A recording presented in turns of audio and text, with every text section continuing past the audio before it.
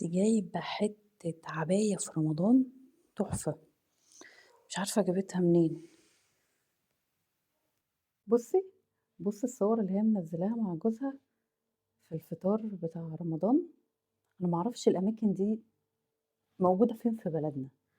هاقول لِك إيه بس، ناس ليها خروجات وناس تانية ليها المطبخ، عمره ما قال لي تعالي نخرج في رمضان والّا نعمل أي حاجة، اشمعنى دول بيخرجوا وإحنا لأ؟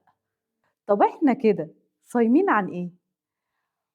هم ليهم حياتهم وإحنا لينا حياتنا،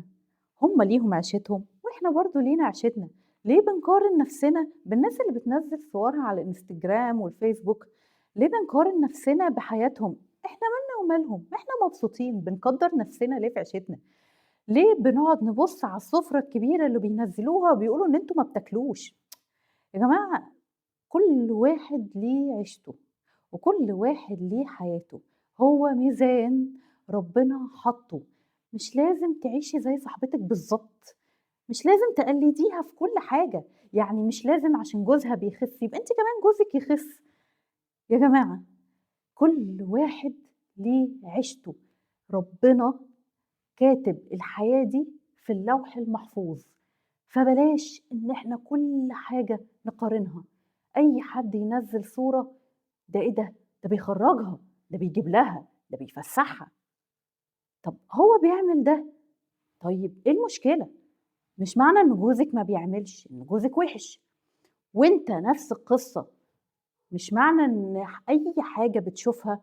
تبقى الست دي كويسة ومراتك خلاص كده أنت لازم تطلّقها، يا جماعة الحياة ربنا زي ما باقول لكم هو اللي بيقسّم أرزاقه، وكل واحد في الحياة بياخد رزقه، فبلاش إن إحنا طول الوقت بنقارن عيشتنا بعيشة البلوجرز عايشين إزاي، وبعيشة وبعيشة الناس، وبعيشة الجيران، وبعيشة الأصحاب، إحنا كده هنكره حياتنا،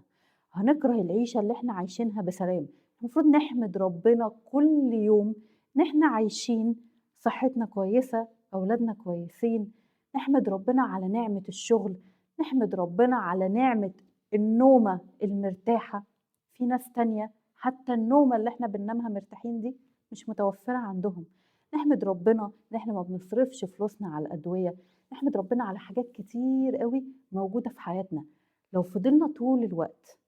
بنقارن باللي إحنا شايفينه في العالم الافتراضي، إحنا عمرنا ما هنعيش مرتاحين.